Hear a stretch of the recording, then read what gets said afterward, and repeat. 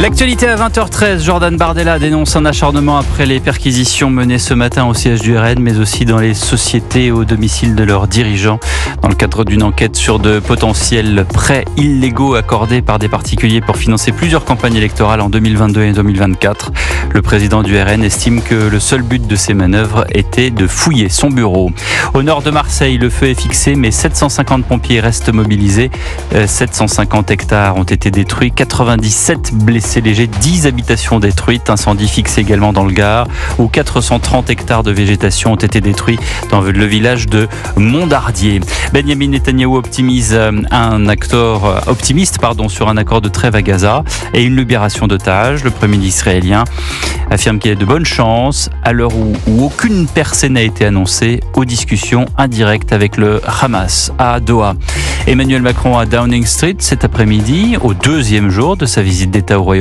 Le président s'est entretenu avec Keir Starmer au cœur des discussions, le sujet des migrants traversant la Manche. Ils étaient 20 000 en 2024. Tadej Pogačar s'empare du maillot jaune au terme de la 5e étape du Tour de France. Vainqueur du contre-la-montre à Caen, 33 km. Remco Evenepoel, deuxième du général à 42 secondes. Troisième place pour le Français Kevin Vauquelin à moins d'1 minute.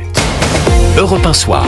19h, 21h, Pierre de Villeneuve. Avec mes camarades de la deuxième heure. Bonsoir Vincent Roy. Bonsoir. Journaliste et écrivain. Bonsoir Georges Fenech. Bonsoir Pierre. Ancien magistrat, député honoraire du Rhône. Et bonsoir Xavier Laurent Salvador. Bonsoir Pierre. Merci d'être avec nous. Vous êtes maître de conférences en langue et littérature médiévale, directeur de l'Observatoire d'éthique universitaire. Vous avez, avec Pierre Vermeuren, notamment coécrit Face à l'obscurantisme woke aux éditions du PUF. C'est un livre dont on a beaucoup parlé pour plusieurs raisons. Je vous propose d'écouter à nouveau les propos sur LCP avant-hier du ministre de l'Enseignement supérieur, Philippe Baptiste. Ce terme-là n'existe pas en tant que terme universitaire, il est même pas bien défini. Donc cette notion n'existe pas. Donc j'ai envie de dire, autant oui, il y a des abus et il faut être extrêmement vigilant, autant se dire qu'il y a un mouvement qui est conçu pour prendre le pouvoir au sein des universités, un mouvement islamo-gauchiste qui serait là en train de vouloir prendre le pouvoir au sein de telle ou telle université.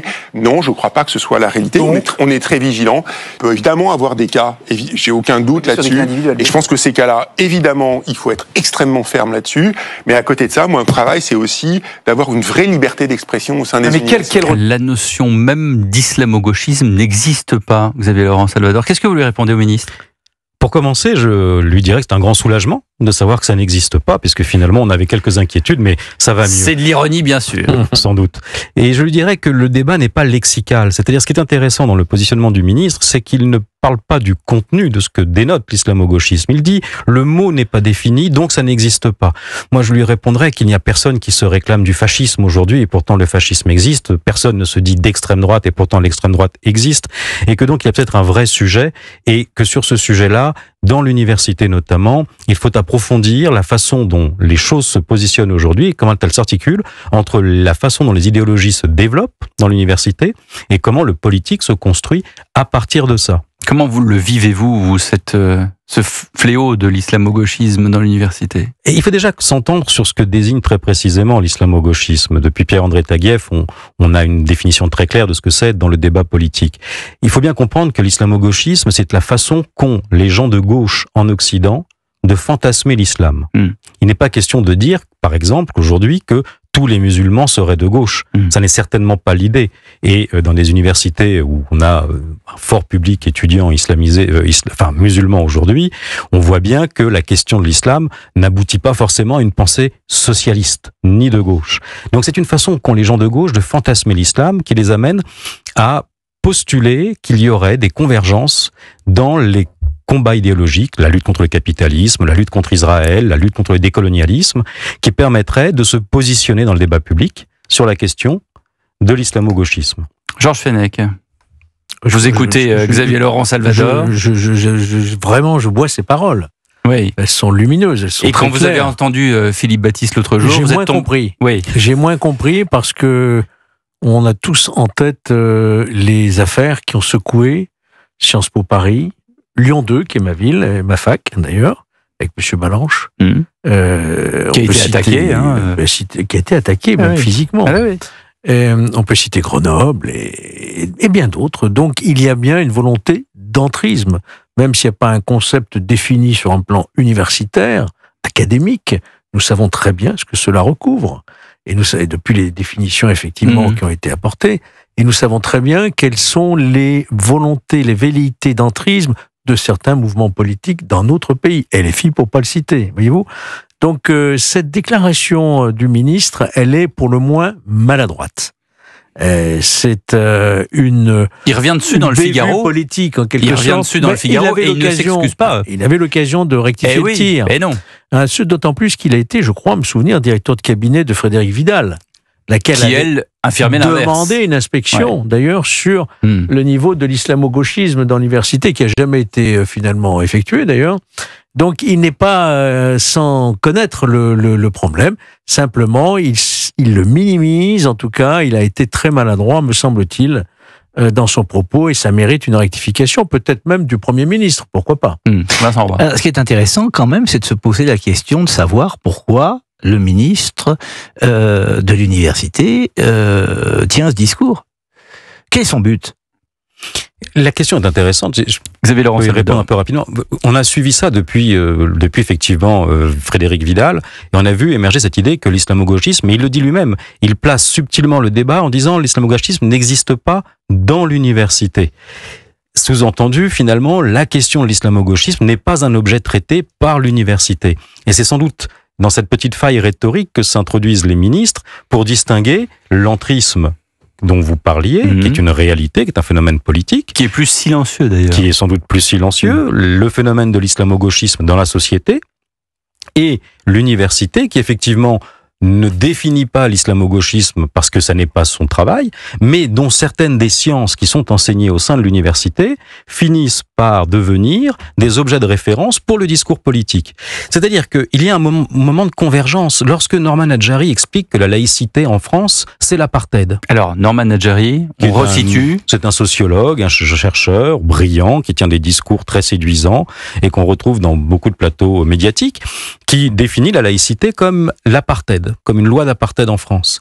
Bien sûr qu'il ne se définit pas lui-même comme islamo-gauchiste, et mon but n'est pas de dire que c'est un islamo-gauchiste, mais j'imagine que dans le discours politique, eh bien, des gens diront, des experts, des universitaires ont prouvé que la laïcité était une loi d'apartheid. Et c'est comme ça que, par la bande, l'université devient le lieu de ressources du discours politique. Et lorsque la politique cherche à s'établir et à se justifier dans la science, il y a une ambiguïté, voire un danger pour nos démocraties. Alors, autre question, par conséquent, peut-on imaginer une sorte de, comment vous dire cela, une sorte de contrepoids? C'est-à-dire, qu'est-ce qui pourrait faire que finalement on puisse remettre en question le fait, par exemple, que la laïcité soit un apartheid, par exemple? Qu'est-ce qu'il pourrait y avoir comme contrepoids à l'idéologie déversée comme ça dans l'université? Le premier contrepoids, c'est le laisser la controverse scientifique s'établir, et peut-être aussi ce que nous cherchons à faire depuis maintenant une dizaine d'années avec l'Observatoire d'éthique universitaire, où nos publications, vous rappeliez, face à l'obscurantisme woke, qui est au moins de prendre le grand public à témoin de ce qui se passe dans nos universités. Et ça marche d'ailleurs, votre livre se vend? Ah oui, se vend bien, je crois, le public nous soutient. Vous avez des retours, parfois des gens qui vous disent « Tiens, on a appris des choses ». Beaucoup de gens nous écrivent pour nous dire qu'ils les lisent article par article, puis qu'ils les relisent pour être sûr de bien comprendre, et je pense que ça, c'est une vraie mission pédagogique, donc on a réussi quelque chose de ce point de vue-là. Xavier Laurent Salvador, pardon. J'ai vérifié tout à l'heure. Oui. Il est dans les meilleures ventes, c'est pas mais il est dans les meilleures ventes. C'est ce que vous avez dit. Les meilleures ventes pour un livre universitaire et tout, faut quand même le faire. Attendu. Moi, j'avais une question par rapport à ce que vous avez dit tout à l'heure, Xavier Laurent Salvador, qui est très intéressante. Vous avez dit la classe politique et les gens notamment de gauche fantasment l'islam. De quelle façon? Quel est le process? C'est-à-dire que ce qu'on appelle l'islamo-gauchisme, c'est la convergence, ou plutôt l'idée que se font aujourd'hui des gens à gauche, de retrouver dans les opprimés, à travers la vision décoloniale du monde tel qu'il est décrit par les néo-progressistes, les nouveaux damnés de la terre qui seraient susceptibles d'amorcer un mouvement de révolution.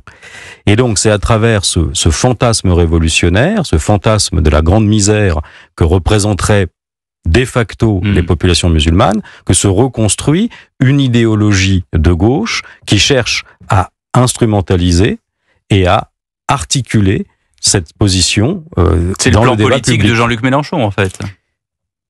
Sans doute. Pourquoi cette mesure? Pourquoi cette mesure? Je peux vous parler de l'université, le monde politique exploite, j'en vois partout, si vous voulez, aujourd'hui. Après, pour traduire ce que vous venez de dire, c'est une entraide. On s'entraide et on s'entraîne les uns les autres. C'est-à-dire qu'il y a une idéologie ou un dogme commun qui est celui de effectivement le colonialisme, toute cette période-là, en disant regardez comme la France. Et puis d'ailleurs, ça se retrouve dans les discours de Rima Hassan, et pas plus longtemps que celui qu'on a entendu dans comment dirais-je, au Parlement européen, qu'on va écouter d'ailleurs. Tiens, on écoute Rima Hassan. Le rapport à l'Algérie comme celui au continent africain doit changer de ton et de posture.